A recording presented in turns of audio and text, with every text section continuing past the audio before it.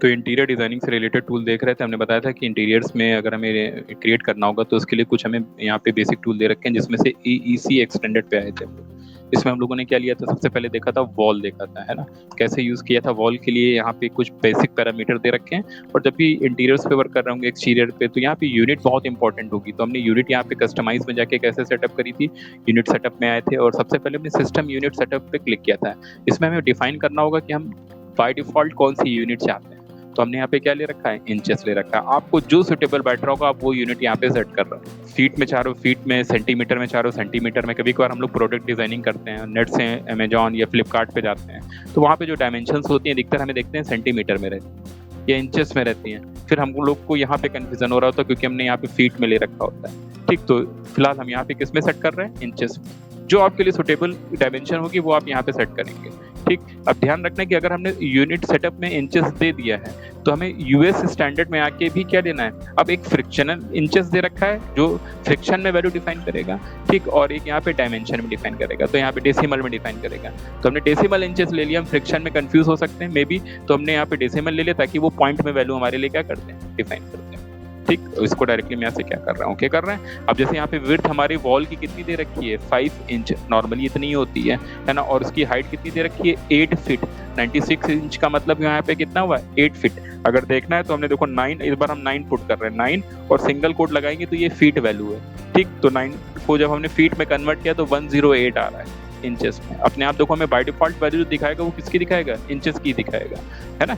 अगर हमने 8 फीट दिया फिर से देखो तो 96 आ गई हमारी वैल्यू, है ना। तो हमें अपने रूम में जो हम क्रिएट कर रहे हैं, इंटीरियर जो क्रिएट कर रहे हैं, नॉर्मली जो घरों पे स्लैब पड़ती है वो 9 फीट पे पड़ती है, ठीक, या 11 फीट पे पड़ती है। ठीक, अब अलग अलग सिचुएशन, वैसे नॉर्मल कंडीशन में 9 फीट या 11 फीट पे हमारी क्या पड़ जाती है, स्लैब पड़ जाती है। ऑफिसेस में हमारे जो है 8 फीट या 7 फीट, 8 नॉर्मली 8 फीट पे क्या पड़ती है, स्लैब पड़ती है ना। तो सिचुएशन के हिसाब से यहाँ पे हमें डायमेंशन सेट करनी है। ठीक है, यहाँ पे जस्टिफिकेशन में लेफ्ट, सेंटर और राइट, जो वॉल क्रिएट होगी वो सेंटर से रहे। ठीक, बाय डिफॉल्ट वैल्यू ले रहे हैं, और हमारे पास AutoCAD फाइल होगी जब हम इस टाइप की इंटीरियर डिजाइन कर रहे होंगे। अभी नहीं ले रखा है, आगे लेके दिखाएंगे।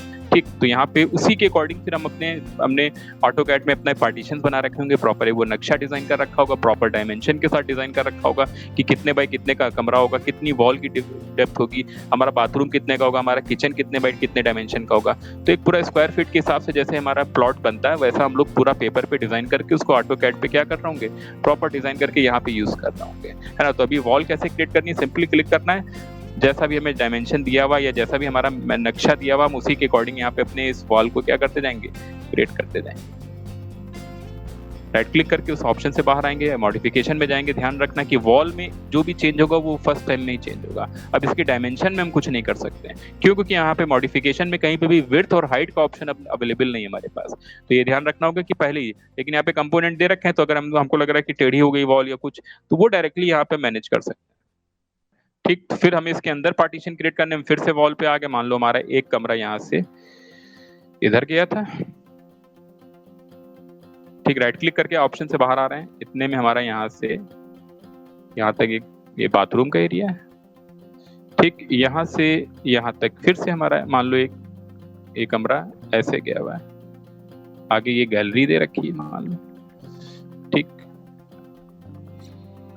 एक कमरा हमारा फिर से ऐसे ही है, एक सिंपल वे में बिल्कुल यहाँ पे डिजाइन करते जा रहे हैं। तो वॉल का यूज दिख रहा है, बहुत आराम से हम किसी भी तरीके का यहाँ पे वॉल क्रिएट करते जा रहे हैं। क्या फायदा हो रहा है हमें, अलग से इस टाइप से बॉक्सेस नहीं लगाने, पूरा वो इंटीरियर देखो उस फॉर्म में हमारे यहाँ पे बनता हुआ दिख रहा है। अरे ऐसे बॉक्स पुट करके मैनेज करने में शायद मे भी प्रॉब्लम हो, देन यहाँ पे ये मेथड से बहुत इजी वे में हम अपनी वॉल को क्रिएट कर पाएंगे। अरे तो बहुत इजी वे में यहाँ पे देखो हमने वो पार्टीशन अपना क्या किया, क्रिएट किया। अब हमें इस पे डोर चाहिए होगा, हमें इस पे विंडो चाहिए होगी, तो सॉफ्टवेयर ने बनी बनाई हमें यहाँ पे डोर और विंडो के भी ऑप्शन दे रखे हैं। चेक कर लेते हैं कहाँ से। यहाँ पे दे रखा है ऑप्शन हमें कौन सा है, डोर का। 3 टाइप के डोर दे रखे हैं, पाइवेट, स्लाइडिंग और क्या दे रखा है, बाई फोल्ड, है ना। पहले हमने पाइवेट दिखाया था, बड़ा इजी था पाइवेट। क्या था कि क्लिक करके देखो छोड़ना नहीं है, ड्रैग करना है। इसकी विड्थ डिफाइन होगी, फिर थोड़ी सी डेप्थ डिफाइन होगी, फिर ये क्या डिफाइन करेगा, हाइट डिफाइन करेगा। आ रहा है। ठीक, क्या फायदा था डोर यहाँ का यूज करने का कि यहाँ पे देखो हम फिर से बाद में इसकी हाइट को, बाद में इसकी विड्थ को, बाद में इसकी डेप्थ को क्या कर सकते हैं, मैनेज कर सकते हैं। ठीक। और यहाँ पे हमें ओपन का ऑप्शन दे रखा है, डोर हमारा डायरेक्टली ओपन हो जाएगा। इसकी हिंज चेंज करते हैं, स्विंग चेंज कर सकते हैं, डबल डोर कर सकते हैं, जैसा भी हमें सिचुएशन चाहिए। आ रहा है। बाकी नीचे उसकी हमने बताया था क्रिएट फ्रेम ऑप्शन। ये फ्रेमिंग को आज के टाइम में जितने भी डोर इंटीरियर्स में लग रहे हैं, अपार्टमेंट्स में लग रहे हैं, इनके ये बॉर्डर बहुत हैवी होते हैं, ठीक, ताकि वो थोड़ा सा लुक वाइज वो और स्ट्रॉन्ग दिखने वाले हैं, है ना। और फिर यहाँ पे डेप्थ, यहाँ पे मैंने डोर ऑफसेट अंदर की तरफ चाहिए थोड़ा सा डेप्थ, है ना। लीफ पैरामीटर दे रखे, थिकनेस अंदर की, है ना। F4 अगर हम ऑन करके देखें इसका, तो यहाँ पे हम देखो इसके हॉरिजॉन्टल पैनल और वर्टिकल पैनल पे इस टाइप के डोर बहुत चल रहे हैं आज के टाइम में इंटीरियर्स, ठीक ना। पूरे यहाँ पे फिर इस पे प्रॉपर शाइनी वाली माइका लगी होती है, ठीक है, जिससे अलग इस पे ग्लोसी लुक आता हुआ दिख रहा होता है। अब डोर में हमने कहा 3 ऑप्शन दे रखे हैं, पाइवेट, स्लाइडिंग। स्लाइडिंग कैसा होता है, देखो फिर से ड्रैग किया, बैक किया और हाइट दी, दिख रहा है। 3 क्लिक ऑब्जेक्ट है ये, है ना। और हमने पहले भी बताया था कि फर्स्ट, सेकंड और 3 क्लिक ऑब्जेक्ट यहाँ पे हमें मिलेंगे। तो जो डोर्स है हमारे ये 3 क्लिक ऑब्जेक्ट में कंप्लीट हो रहे हैं, है ना। फिर से यहाँ पे अगर हम देखें तो इसकी ओपनिंग देखें, मेन ओपनिंग है यहाँ पे कैसे हो रही है, तो जो एल्युमिनियम के पार्टीशन में इस टाइप के हमें चाहिए होते हैं डोर्स, ठीक। तो यहाँ पे अभी देखो, यहाँ पे फ्लिप साइड कर सकते हैं, फ्रंट बैक कर सकते हैं इसको, ठीक है। तो ये स्लाइडिंग वाला बन गया हमारा, जहाँ पे जगह कम है वहाँ पे हम स्लाइडिंग डोर लगा के दिखा रहे हैं सामने वाले को, ठीक। बाई फोल्ड, फिर से फर्स्ट क्लिक ड्रैग करके यहाँ पे छोड़ा, फिर दूसरा क्लिक यहाँ पे डेप्थ दिया, फिर पीछे ये हाइट दे दी, 3 क्लिक में फिर से बन रहा है हमारा, ठीक। और ये कौन सा है, बाई फोल्ड है। बाई फोल्ड में ओपन करके देखें ऐसा दिख रहा है। अगर हमने यहाँ पे डबल डोर कर दिया तो कुछ इस टाइप से चैनल क्रिएट करना है, तो उस सिचुएशन में अच्छा डोर है ये। क्या फायदा है वॉल के साथ डोर लगाने का, है ना। ऑलरेडी हमने वॉल ले रखा है, इसको एडिटेबल पॉली नहीं किया है, ध्यान रखना है। बाद में शायद करेंगे जब हमें लग रहा होगा कि नहीं अब हमें फेस या वर्टिसेस में कुछ रिमूव करना है, तो हम बाद में कन्वर्ट करेंगे, लेकिन वो तब करें जब हम डोर पुट कर लें, विंडो पुट कर लें। ऐसा क्यों, कि यहाँ पे मान लो हमें अपना एक डोर देना था कमरे में, ठीक। तो डोर देने के लिए तो हम फिर से कहाँ पे आ गए, प्राइवेट डोर पे आ गए। पहले हमें यहाँ पे जितनी विड्थ चाहिए थी हमने इतनी विड्थ दिया, ये यहाँ तक, फिर बैक करा, इसकी डेप्थ और एक हाइट रेंडमली दे दी। आते हैं चेक करते हैं कहाँ पे हमारा लगा ये डोर, किस कमरे में लगा, तो हमने इधर कहीं लगाया हुआ है। ये डोर हमने यहाँ पे पुट किया, देखो दिख रहा है। इसकी हाइट अब हम फिर से चेंज कर लें। अब हाइट कितनी होती डोर की, 7 फीट दे देते हैं डायरेक्टली, 7 फीट।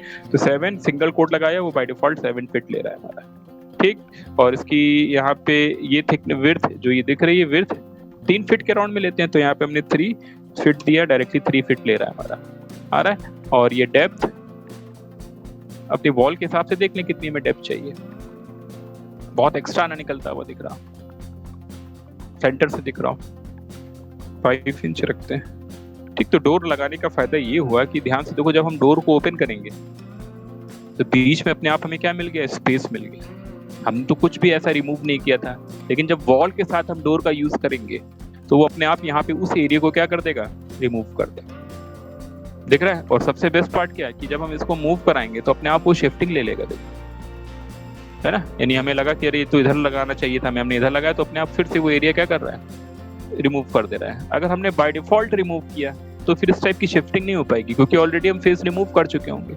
अब हमें इधर की तरफ करना होगा तो पहले इसकी फिलिंग कर रहे होंगे, तब इधर वालों को क्या कर रहे होंगे, रिमूव कर रहे होंगे। तो डोर का कॉम्बिनेशन अगर हम वॉल के साथ बना ले जा रहे हैं तो हमारा ये पोर्शन बहुत ईजी होना। और किसी भी घर में डोर का साइज हैवी हो सकता है, डिजाइन नॉर्मल क्या रहेगा, सेम ही रहेगा, ठीक है ना। तो अधिकतर सिचुएशन में हम इन्हीं डोर्स को यूज करेंगे जिससे हमारे डिजाइनिंग इजी भी रहे और फास्ट भी रहे, ठीक। तो जिस भी कमरे में एंट्री के लिए हमें यहाँ पे फिर से डोर चाहिए, तो यहाँ पे हम फिर से टॉप व्यू में आ गए।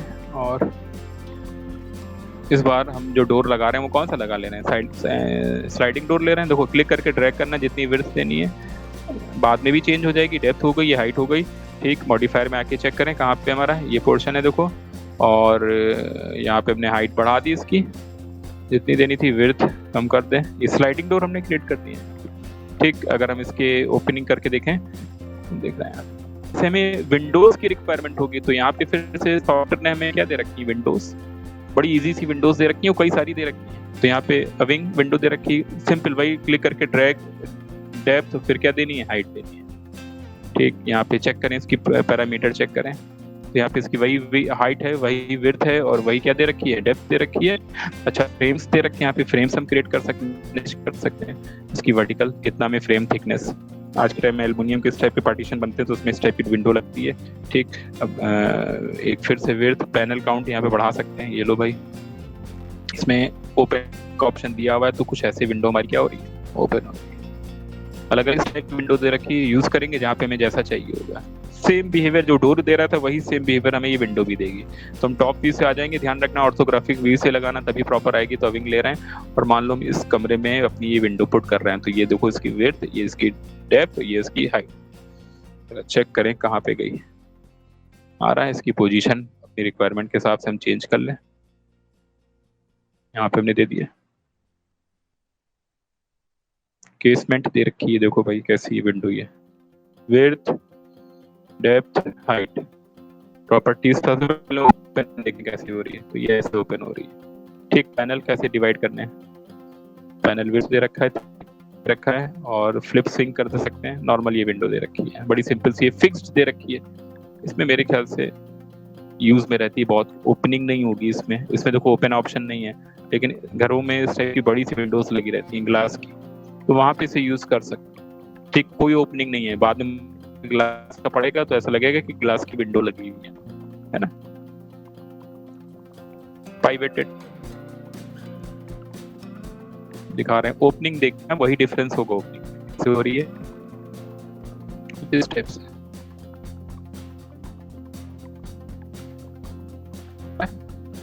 बाकी सब लगभग पैरामीटर तुम्हें क्या मिलेंगे, सेम मिलेंगे, है ना।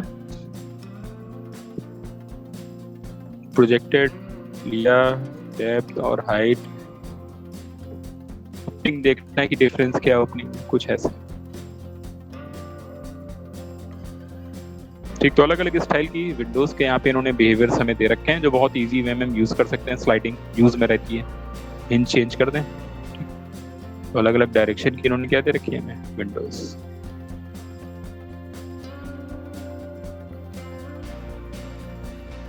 ठीक, तो AEC एक्सटेंडेड के अंदर वॉल ऑप्शन देखा, डोर ऑप्शन देखा, और हम लोगों ने क्या देखा है, विंडोज। कमरे में हमें इंटीरियर्स में क्या चाहिए होंगी, स्टेयर्स भी, ठीक, और हमें प्लांट भी चाहिए होंगे अराउंड, तो अभी हमने वो ऑप्शन नहीं देखे, आगे देखने वाले हैं उनको, है ना। इन सब के यूज से हम बहुत इजी वे में एक इतना जल्दी से स्ट्रक्चर खड़ा कर पाएंगे। ठीक, एक बार स्ट्रक्चर खड़ा हो गया तो बस हमें जो बेसिक मॉडलिंग अपनी आती होगी वो सारे प्रॉप हम अपने इंटीरियर्स में पुट करते चले जाएंगे।